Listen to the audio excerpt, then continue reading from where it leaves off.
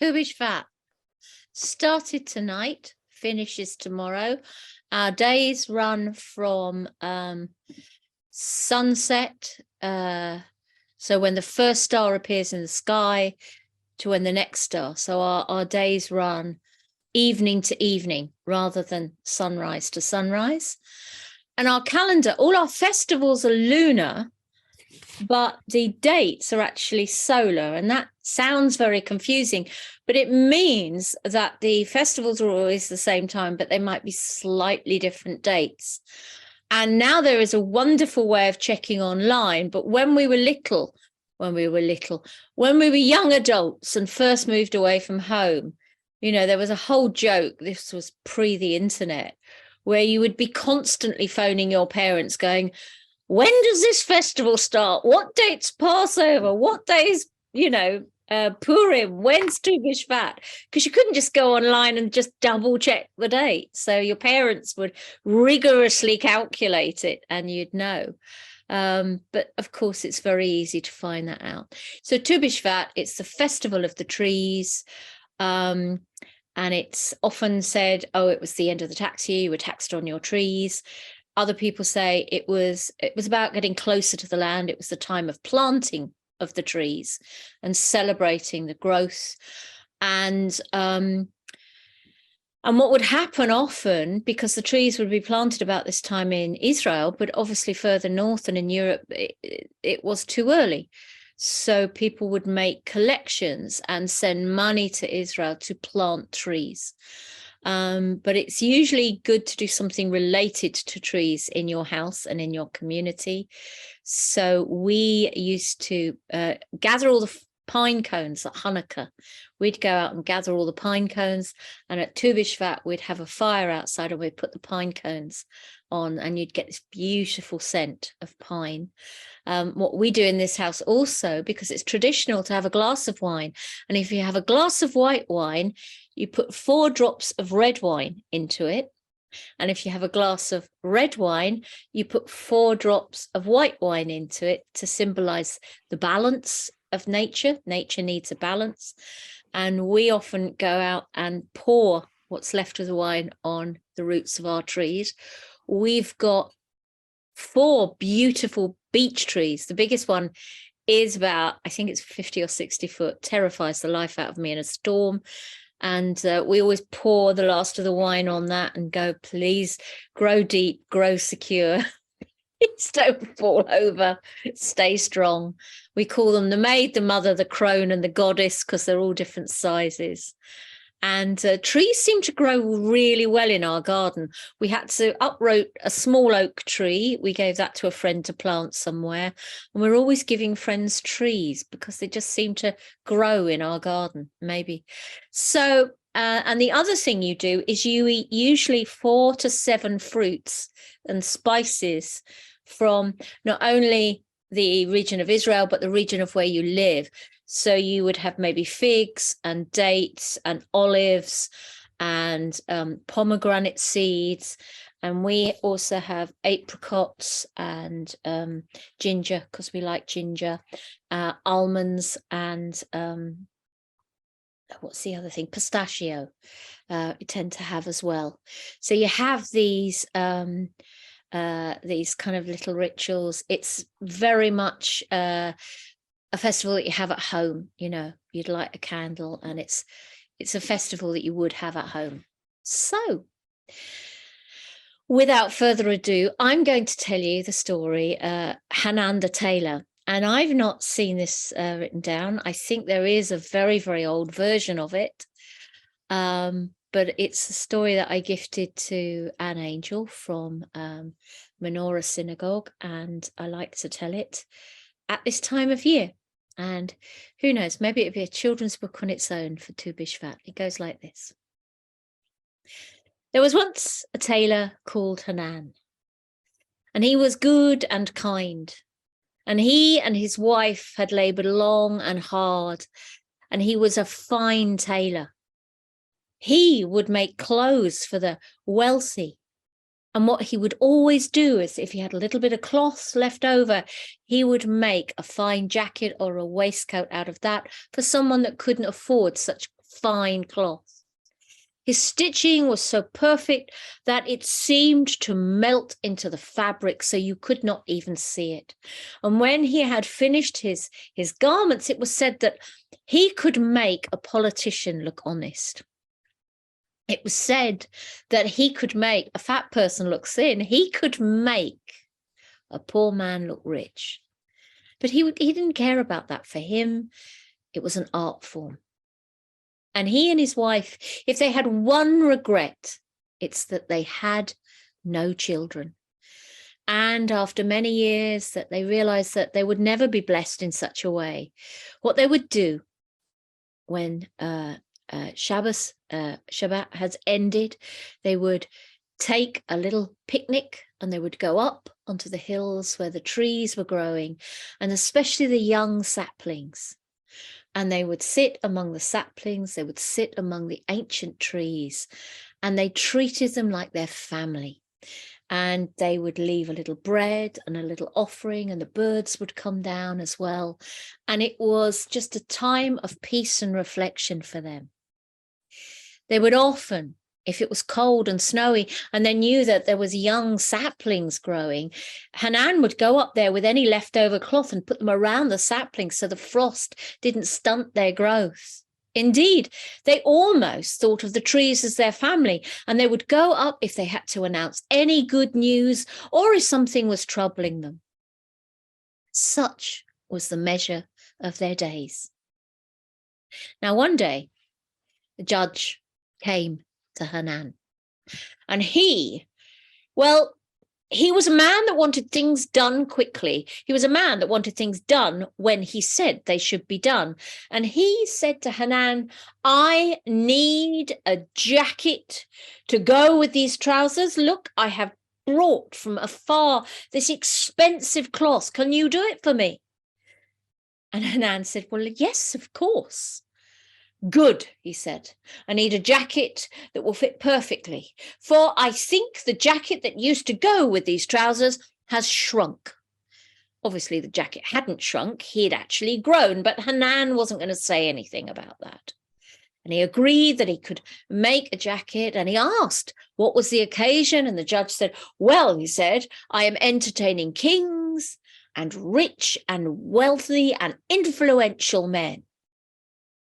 You will have a jacket that will make you their equal, says Hanan. And the judge believed him, for his work was legendary. And the money changed hands, and Hanan took the money, and the two men shook on the deal. And just as he was leaving, the judge turned around and said, and I need it by the end of the week. Hanan said, you didn't tell me that. I can't make a jacket as perfect as you want in 6 days. You have taken my money, said the judge. You have shaken hands on the deal. You have agreed you will do it, or you are in breach of contract. And off he went before Hanan could say a thing. And when his wife came in, he had his head in his hands. And he told her what had happened. And she said, well, you can only do your best. And so he did. With the measurements that he got, he cut, he sewed, he stitched, he put in lining, and it was beautiful. And there were cuffs and pockets and lapels, and everything was steamed flat. But even Hanan knew it wasn't his best work. You could see the stitches. Oh, the stitches were perfect, but they weren't invisible. And there was something that troubled him. One of the pockets didn't lay entirely flat. There was nothing he could do. What could you do in 6 days? And so he stopped work, and when the Sabbath was over, he took the jacket to the judge. The judge was furious. He said, you are supposed to be the best tailor in the whole of the world, and yet I can see the stitches, but they are even and perfect and outmatch anything anyone else would do. If I wanted that sort of work, said the judge, I would go to anyone else. I went to you, and now it is too late. It is too late to do anything about it, and I will never be able to get that fabric again in time. I'm going to throw you in jail for breach of contract. He was so furious. And Hanan, as much as he tried to explain, he didn't come home that night. And when his wife went to the authorities the next day, they went to the judge, and the judge explained what had happened, and they came back and said, Hanan is in jail. But that is unfair. We know it's unfair, but he's the judge. She didn't know what to do.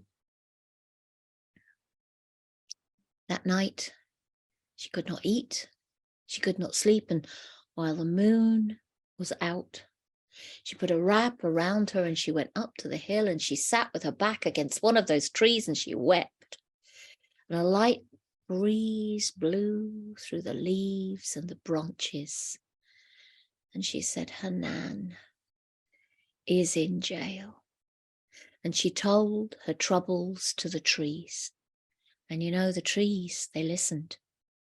And when she had trudged back down that hill and closed the door behind her, she still did not sleep. She sat by the fire as the wind howled around the house. But it was no ordinary wind. This was a wind that Solomon could read. This was a wind, a voice of the trees, the language as they talked from one to another, branch to branch, root to root, bark and stem and limb. They spoke, they whispered, they passed the message on about Hanan's unjust treatment. And outside the jail cell, there was an old, old oak tree. Oak trees can live for, I think, 350 years to grow. 350 years to live, 350 years to die. And even some of them are longer lived than that. And the oak tree listened and swayed in the wind and thought, I am old and I have seen much. It is my time. And it groaned and rocked and groaned, and it uprooted itself with the help of the wind, smashed down upon the wall of the jail. When Hanan heard the noise, he jumped back and he saw that not only was the wall open, that his path to freedom lay across the trunk of this great oak. Well, he wasted no time, for he didn't know how long he was going to be in there. He ran all the way back home. Well, his wife, she said, you've been released. Not exactly, said Hanan, and told the story. They will come for you. At first light, they will come for you. You cannot stay here. And so she packed Hanan some warm clothing and some food, and he went up to that hill into the woods, and he hid in those trees. And they seemed to gather around him a little more. He hid in a dense thicket of new young saplings. Well, of course, his wife was right. They came in the morning with their dogs and they hunted him. And when they realized he wasn't at home, they followed the scent up to the hill. With the baying of the dogs and the shouting of the hunters, they called for him to come out, but he didn't. And the dogs would not go in amongst the trees, as if spooked by some strange presence. But the men had no qualms. They took out their axes and their sharp swords, and they began to hack at the young saplings, and the trees began to groan, seeing their young uprooted. Hanan could not bear it. Stop, he cried, stop! And he walked out from between the saplings. He could not bear to see these trees sacrificed to him, for him, and he gave himself up. Of course, he was put back in jail. That night at Hanan's house, everybody gathered, and amongst them was a man called Shonaleigh. He was a butcher, but he was a strong, noble, good man. And he gathered everyone together and he said, the trees would not suffer Hanan to be unjustly imprisoned. We should have the courage of the trees. And so it was. If you can imagine, under the night sky, they lit their torches and they marched upon the judge's house.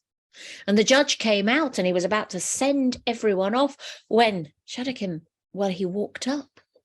He was a big man. And then he leant down and he just whispered something in the judge's ear.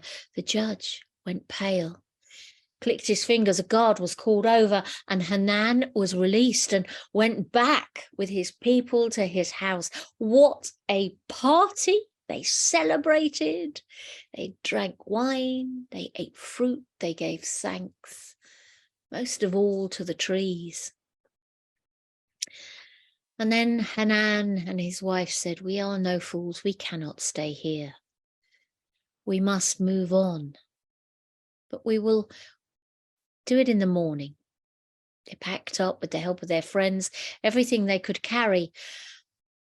And just before they left, just before the sun rose in the east, Hanan was there with his friend, and he said to Shonaleigh, "I just need to know, what did you say to the judge that made him so pale, that made him release me?"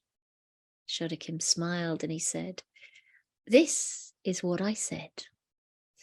Oh, little man, do you think you are better than Solomon himself? Solomon, who understood the language of the trees, who would accept the judgment of the elements, who would listen to their judgments and their courage. Do you think you are better than the Creator himself, that you should imprison this man? If you cannot listen to the wisdom of the trees, your very life will be uprooted this night." "I think I would have released me as well," said Hanan, looking at his friend's face. And you know, they left in that morning and they never went back. But they say in that town, every year they go up to that hill and they plant 7 saplings in honor of Hanan the Tailor. And they say wherever Hanan went, he would plant every year 7 trees in thanks. He and his wife ended up in a town called Prague. But that is another story for another time. Thank you very much for listening. So does anyone have any questions? Yes, I have a question. Yes, Sarah? As far as I know, I don't know very much about it, but most Jewish festivals based on some event in the Bible, or some event that is described in the Bible. And does Tu B'Shvat have an event like that, or is it? Opinion is divided on that, and of course it would be. We're Jewish, 2 Jews, 12 opinions, but a lot of people say it goes back to this time where there would, I think it's in the Tanakh, might be the Haggadah, where you were taxed on your trees. It was a sign of your wealth, and that's kind of where it goes back to. But it's kind of evolved over the years, so different communities have different ways to celebrate, but it all evolves around trees. But the wine is fairly universal, putting the 4 drops of red into white wine and the 4 drops of white into red wine, and also eating the fruits and the spices. But in modern day, it's more eco, I suppose. It's about having a responsibility for the land and caring for the land. But yes, if you look back and do your research, it's quite hard to find, but they reckon that's the oldest version, is this paying of tax. So you would celebrate your trees because they were a sign of your wealth. Thank you. Thank you. That's great. Thank you very much. Good question. I'm sure I've heard you tell that story before. Does it form part of some of the story cycles that you know? Yes, it does. It's definitely part of a much more, when I say modern cycle, I'm talking 1600s. which is all around Prague, because you get many people rock up in Prague, and you get all their backstories. So the tailor, you get his backstory, and you get the story of his family before that and before that. So you tend to have it there as well. But I've not told it. It's not in the 2 cycles that I'm working on at the moment. I'm puzzled. I can't imagine being taxed for trees, because trees belong to the community. And that is that a special community? It doesn't exist anymore. It's a very old law. It doesn't actually exist anymore. And it goes back to legally, you can't own something that is in nature, but if you can prove human intervention, then yes, you can own it. So managed orchards, managed vineyards, that they're obviously managed by humans. And that's what you would be taxed on. You wouldn't be taxed on just the trees on your property. It would be managed fruit trees and orchards and olive groves and all of those sort of things. I don't think it actually exists. I think it was a bit like in England with the window tax. I think it's long since gone, but that's kind of the oldest reference to why we celebrate Tu B'Shvat. But now it's very much a celebration about nature and being responsible for the land that we walk on. So yeah. Wonderful. Does that help? Yes, because it opens it up. Yeah. There's a whole thing within Jewish law where you have to show human intervention. So if you found a coin on the ground and picked it up, it wouldn't be considered stealing, because there's no way to prove who that would belong to. But if you found a purse of coins, because a purse is identifiable, then it's stealing if you pick it up. And by the same, I mean, I'm not an expert, but our rabbis were also lawyers. They were people that kind of dealt with all the law.